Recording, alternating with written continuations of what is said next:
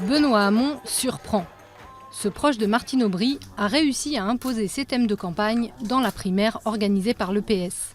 Le revenu universel d'existence ou encore la réduction du temps de travail à 32 heures. J'ai pas de volonté de me démarquer beaucoup. J'ai l'impression qu'il y a beaucoup qui veulent se démarquer par rapport à ce que je défends. Si je m'en tiens à la revue de presse matinale, la taxe sur les robots, le revenu universel, mes propositions en matière de modèle de développement, de croissance font l'objet de réactions nombreuses.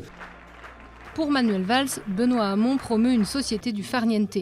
L'ancien ministre de l'Éducation se situe à gauche du PS, comme Arnaud Montebourg. Il profite d'un réseau solide au sein du mouvement des jeunes socialistes et séduit les jeunes actifs. Il rallie même l'ancien syndicaliste des hauts fourneaux de Florange, Édouard Martin. Benoît Hamon, c'est le candidat aujourd'hui qui pose dans le débat politique la place du travail. Et c'est celui qui ose dire le plein emploi, c'est un leurre, ça n'existera plus, hélas.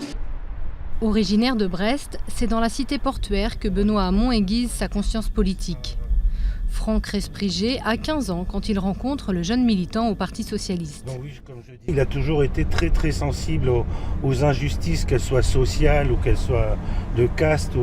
Il a toujours combattu. Et moi, j'ai souvenir vraiment de voir ce gars de 18 ans prendre des positions très fermes sur des sujets qui n'étaient pas spécialement d'actualité à l'époque.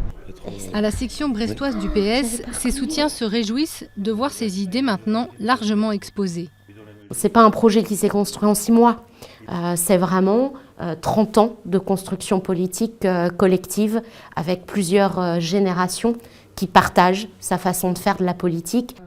Une expérience pourtant jugée insuffisante pour représenter la gauche à l'élection présidentielle, selon le politologue Stéphane Rosès. Si ça avait été une primaire d'un congrès du Parti socialiste, il y aurait eu une surprise amont.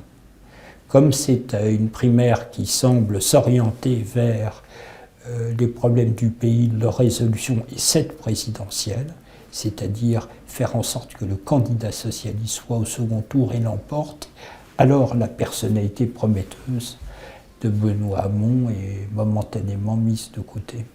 Mais quels que soient les sondages, Benoît Hamon est toujours dans le trio de tête du vainqueur potentiel avec Manuel Valls et Arnaud Montebourg. Au revoir, tonnerre de Brest.